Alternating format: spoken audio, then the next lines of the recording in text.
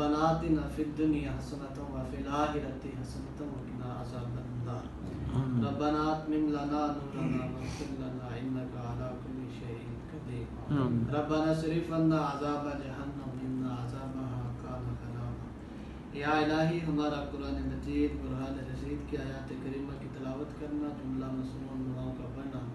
حاضر توام کا پیش کرنا، حدیث پاک پڑھنا، نعت پڑھنا، یا الہی سب کا ثواب تیری پاک بارگاہ عالیہ میں بڑے ادب سے پیش کرتے ہیں، قبول فرما۔ جمین کلام پاک کا ثواب حضور اقدس قاسم النعم مالک الارض رکاب موتی منم قسم قیم علی علی ولی والی کاشف القرب رافع الرتب معین کافی